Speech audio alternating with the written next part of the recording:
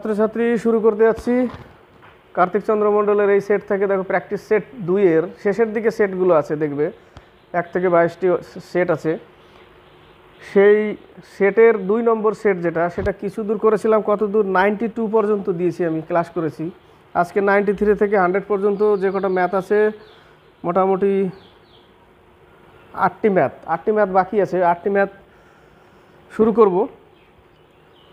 শুরু করার আগে বলবো, যদি আমার চ্যানেলকে প্রথম দেখো তাহলে অবশ্যই কমেন্ট বক্সে কমেন্ট করবে, শেয়ার করবে, লাইক করবে, ভালো লাগলে সাবস্ক্রাইব করবে। তো সময় নষ্ট করবো না। PSC clerk practice set Kartik Chandra মণ্ডলের প্র্যাকটিস সেট 2 শেষের দিকে আছে সেট 93 থেকে অঙ্ক শুরু করব। তো শুরু করছি 93 আর 94, দুটো অঙ্ক দেখো এক জায়গায় আছে। অঙ্কর দিকে দেখো 93তে বলেছে যে এ, বি এবং সি একটি ব্যবসা শুরু করে। এ এবং বি যথাক্রমে 2560 টাকা এবং 2000 টাকা বিনিয়োগ করে। এ আর বি দুইজনে বিনিয়োগ করে। 1 বছর বাদে ব্যবসায় 1105 টাকা মুনাফা হয়। যদি এ তার মুনাফার ভাগের 320 টাকা পায়, তবে সি টাকা বিনিয়োগ করেছিল, অর্থাৎ সি কত টাকা বিনিয়োগ করেছিল, এই অঙ্কটা আমি শর্ট ভিডিওতে দিয়েছিলাম।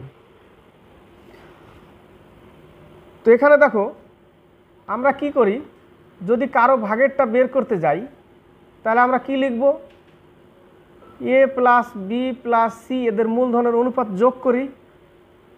এখানে কারটা বের করতে বলেছে, সি এরটা, ঠিক আছে, এখানে সি এরটা বের করতে বলেছে। ইনটু কি করি, ইনটু আমরা লাভ লিখি, তাই না? যারটা চাইবে তার অনুপাত উপরে এবং অনুপাতের যোগফল নিচে, ইনটু লাভ সমান সমান তার লাভের টাকা বেরোবে। তার কি বেরোবে, লাভের টাকা বেরোবে। এখানে লাভ বলতে মোট লাভ ইকুয়াল টু এ তার লাভ পাবে, এটা হচ্ছে এর লাভ। এবার তুমি অঙ্কটা সাজিয়ে নাও এইভাবে।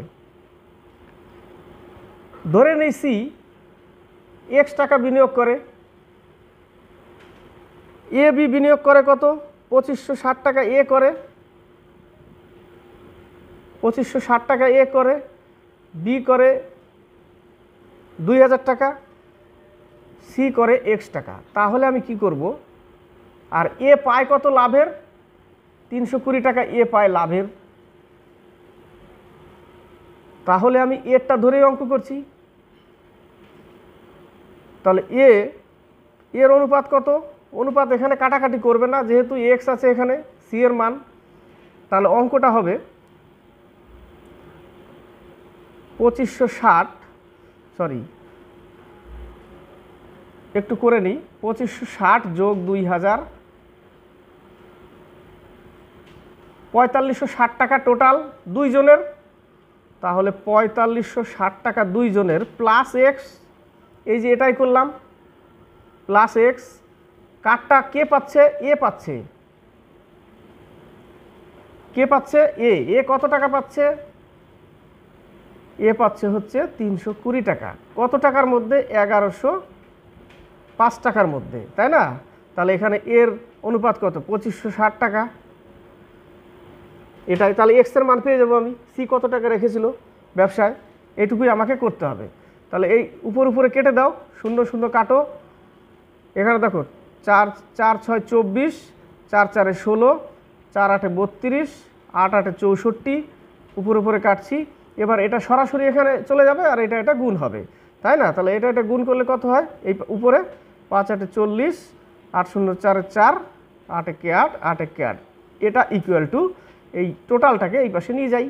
টোটালটা নিয়ে গেলে কত পাবো, 4560 প্লাস এক্স। এক্সের মান পেয়ে যাবো আমি। সি কত টাকা রেখেছিল, তো শুধু বিয়োগ করো এখান থেকে।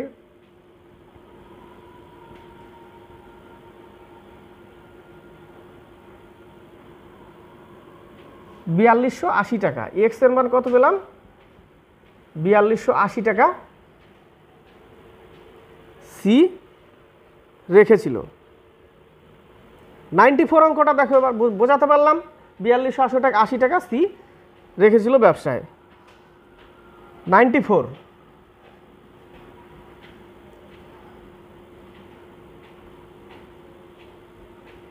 94-এ দেখো, যদি 3টি আমকে 4টি আমের ক্রয় মূল্যে বিক্রয় করা হয় তাহলে শতকরা লাভ কত?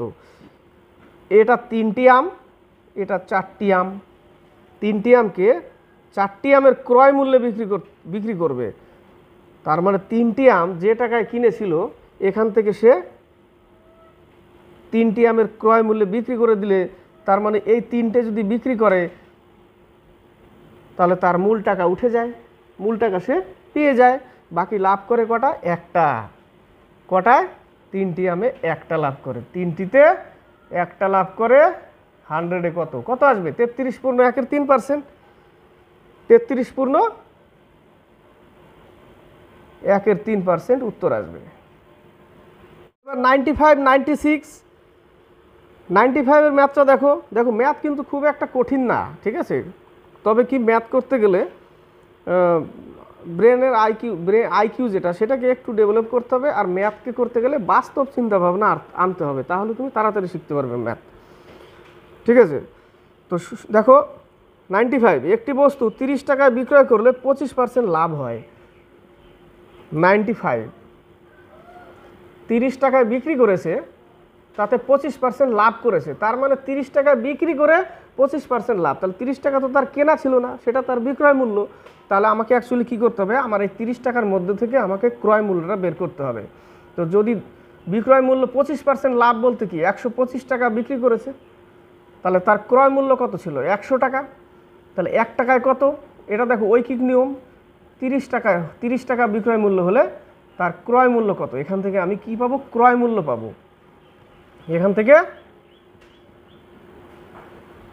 ক্রয় মূল্য পাবো, ক্রয় মূল্য আমি পেয়ে যাব এখান থেকে। 5 25-এ 125, 4 25-এ 100, 5 6 30, 24 টাকা ছিল তার ক্রয় মূল্য। 25% লাভ করলে সে 30 টাকায় বিক্রি করেছে। যদি বস্তুটিকে 33.60 টাকায় বিক্রয় করা হয় তাহলে শতকরা লাভ কত? তাহলে আমি কিনেছি এবার 24 টাকা আর বিক্রি করব 33.60 টাকা, তাহলে আমার কত পার্সেন্ট লাভ হবে সেটাই আমাকে বের করতে বলেছে।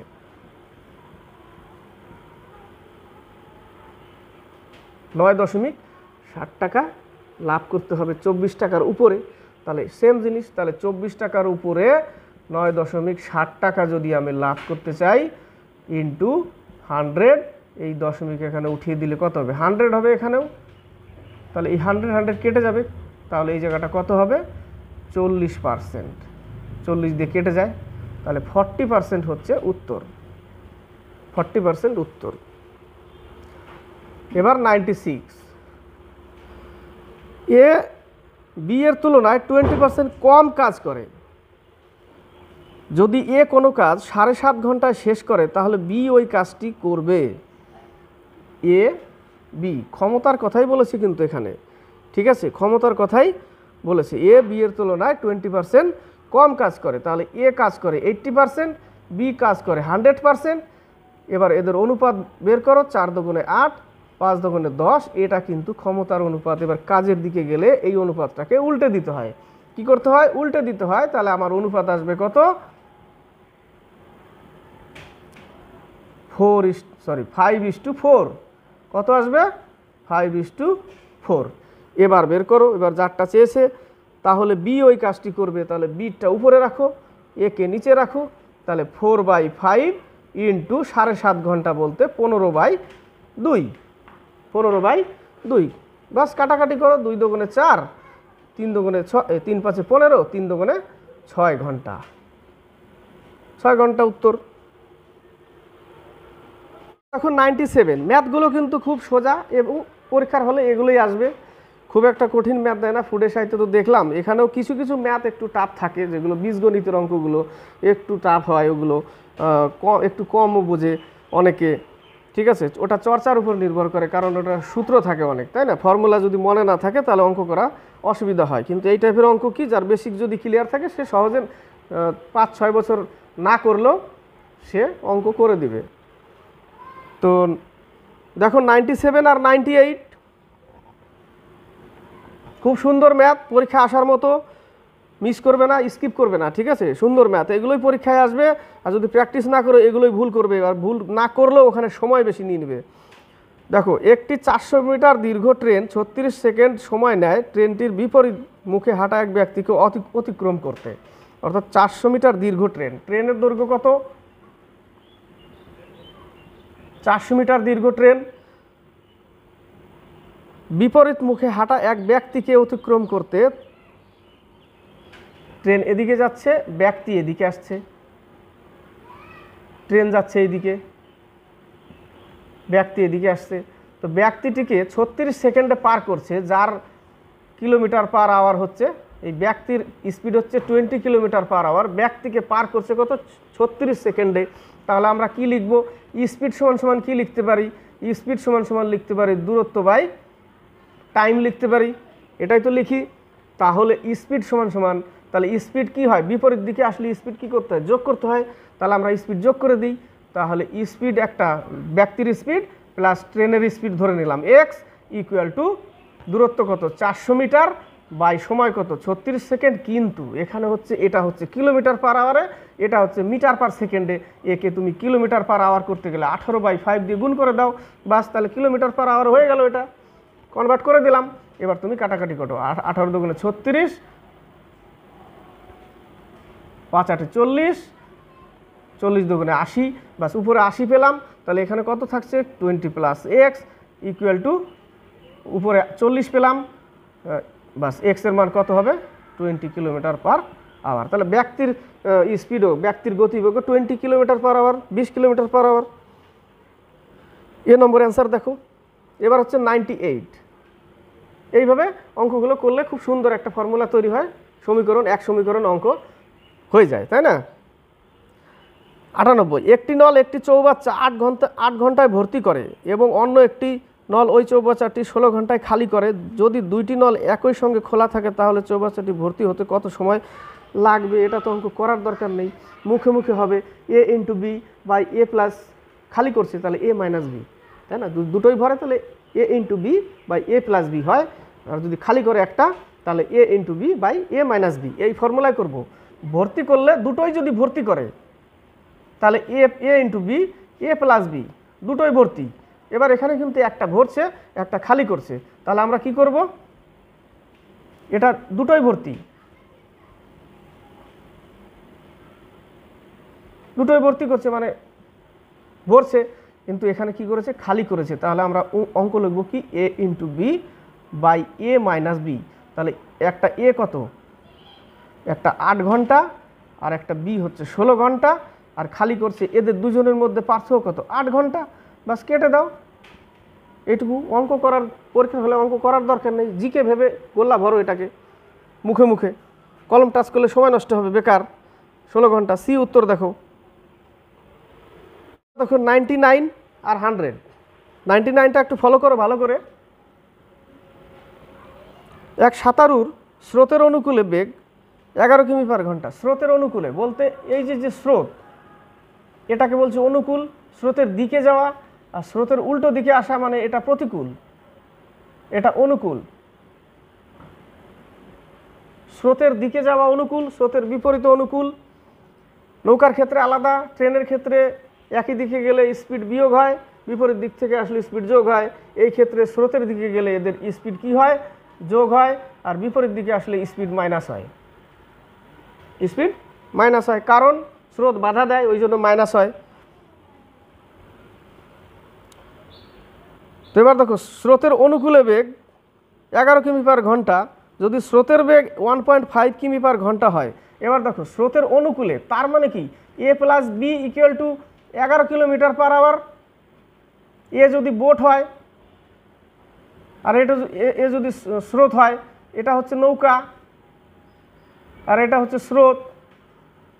এ নৌকা, বি স্রোত, অনুকূলে গেলে দুটো যোগ হয়ে 11 কিলোমিটার পার আওয়ার হয়েছে। যদি স্রোতের বেগ 1.5 কিমি পার ঘন্টা হয়, তার মানে বি এর মান দিয়েছে কত? 1.5, তাহলে এ প্লাস বি 1.5 ইকুয়াল টু 11। তাহলে এ সমান সমান কত? এটা জাস্ট শেখাচ্ছি, কিন্তু অ্যাকচুয়ালি আমাকে কি করতে হবে? অ্যাকচুয়ালি আমাকে পাতি বাংলা আমি বিয়োগ করব, জাস্ট বাংলা হিসাব 9.5, তাই না? 9.5 হচ্ছে নৌকার বেগ, স্রোতের বেগ 1.5, দুটো মিলে 11। তাহলে আমি পেয়ে গেলাম এর মান কত 9.5 আর বির মান কত 1.5। কিন্তু প্রশ্ন হচ্ছে এই জায়গাটা, তাহলে স্রোতের প্রতিকূলে তার বেগ কত? প্রতিকূলে করতে গেলে এবার মাইনাস করতে হবে, তাহলে এটা থেকে এটা মাইনাস করতে হবে। তাহলে 9.5 থেকে 1.5 বিয়োগ করে দাও। 8 কিলোমিটার পার আওয়ার প্রতিকূলে, উল্টো দিকে আসলে নৌকার বেগ হয়ে যাবে 8 কিলোমিটার পার আওয়ার। এইটুকু করতে হবে, একটু বোঝার বিষয় আছে এই জায়গাটা। এবার হচ্ছে 100 নাম্বার, একটি ত্রিভুজের বাহুগুলির অনুপাত এবং এর পরিসীমা 30 সেন্টিমিটার। এবার বলেছে যে 1/20 = 1/15 = 1/12, এগুলো হচ্ছে ত্রিভুজের বাহুগুলির অনুপাত। তাহলে নিচের লসাগু কত? 60। তাহলে বাহুগুলোর অনুপাত পেয়ে যাব সরাসরি, এই ভগ্নাংশ আকারে পাবো না। তাহলে 60 হলে 3 × 60, একটা 3, 4 15 60 ভাগ করছি, সরি কাটছি, ঠিক আছে, 60 তো লসাগু এর। তাহলে এখানে 60 লিখে কাটলে কি হবে? 3 পাবো, দেখিয়ে দিচ্ছি। বাস, কাটাকাটি করলে 4 পেলাম, এখানে পেলাম কত? 5। এবার অনুপাত পেয়ে গেছি। ত্রিভুজের তিনটে বাহুর কত অ্যাঙ্গেল? 180 angle, 180 degree. কিন্তু পরিসীমা বলেছে 30, তার মানে তিনটে বাহুর যোগফল 30, তার মানে এই তিনটে বাহুর যোগফল 30, 7 × 5 = 12।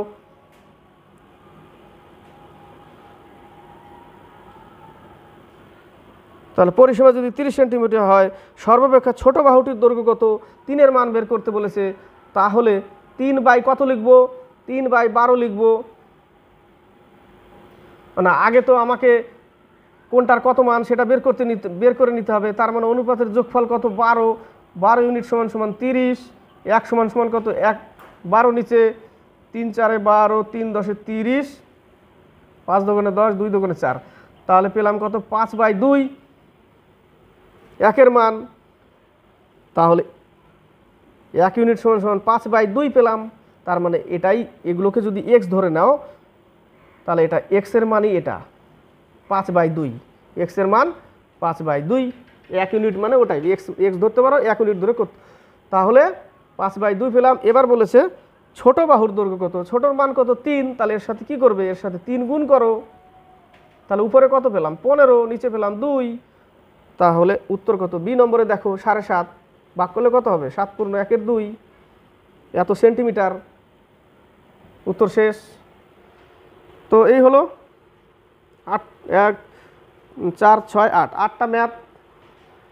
খুব একটা টাইম লাগলো না, বোঝাতে পেরেছি আশা করি।